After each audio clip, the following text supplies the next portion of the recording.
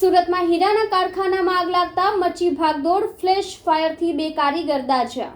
સુરતમાં આગના બનાવોમાં સતત વધારો થઈ રહ્યો છે, ત્યારે કતારગામ વિસ્તારમાં આવેલા ગજરા સર્કલ નજીક એક કારખાનામાં આગ લાગી ગઈ હતી। ત્રીજા માળે આવેલા પેન્ટ્રી હાઉસમાં આગ લાગતા બે વ્યક્તિ દાઝી ગયા હતા, જેમને સારવાર અર્થે ખાનગી હોસ્પિટલ ખસેડવામાં આવ્યા હતા।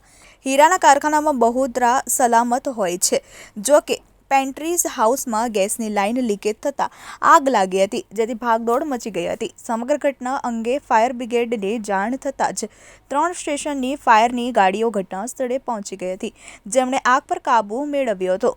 ફાયર ઓફિસર હિતેશ સોલંકીએ કહ્યું હતું કે કોલ મળતા જ કતારગામ અને કોસાડ ફાયર સ્ટેશનની ગાડીઓ ઘટના સ્થળે પહોંચી ગઈ હતી। ફ્લેશ ફાયરથી બે કારીગર દાઝ્યા હતા, બીજા કોઈ ફસાયા નહોતા। ધુમાડાને હટાવીને સ્થિતિ સામાન્ય કરવામાં આવી હતી। આગ લાગવાનું પ્રાથમિક કારણ પેન્ટ્રી હાઉસમાં ગેસની લાઇનમાં લીકેજ થતાં આગ લાગી હોઈ શકે છે। 6 ફાયરની ગાડીઓ અને બ્રાઉઝર આવ્યા હતા। આજરોજ ફાયર કંટ્રોલ તરફથી અમને ડાયમંડ કારખાનામાં આગ લાગી છે ગજરા સર્કલ લક્ષ્મી એન્કલેવ બાજુમાં। ત્યાં ઘટના સ્થળનો કોલ મળતા અમુક કતારગામ અને કોસાડ ફાયર સ્ટેશનના સૌપ્રથમ ઘટના સ્થળે રવાના થયેલા હતા।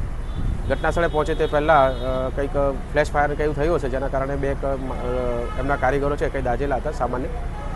ત્યારબાદ અમે ઘટના સ્થળ ઉપર પહોંચીને તપાસ કરતા બીજા કોઈ માણસો કોઈ ફસાયેલા નથી અને ફાયર ફાઇટિંગ કરી અને જે સ્મોક હતો એને વેન્ટિલેશન કરીને ક્લિયર કરેલ છે। આગ લાગવાનું કારણ પ્રથમ જોતા એવું લાગે છે કે ભાઈ એમનો જે પેન્ટ્રી હાઉસ છે એમાં ગેસની લાઇનથી કંઈ ફ્લેશ ઓવર ફાયર થઈ હોય તે પ્રમાણે લાગી રહ્યું છે। કેટલી ગાડીઓ આવેલી છે? કતારગામ ફાયર સ્ટેશન અને કોસાડ ફાયર સ્ટેશન, અને ઘટના સ્થળે પહોંચ્યા બાદ હવે ડબોલી ફાયર સ્ટેશન, કુલ મળી 6 ફાયર એન્જિન અને બાઉઝર ઘટના સ્થળે આવેલા હતા। ઘાયલ કેટલા લોકો છે? ઘાયલ એટલે બે માણસો કંઈક દાઝેલા છે સામાન્ય, એવું કંઈ જાણવા મળે છે।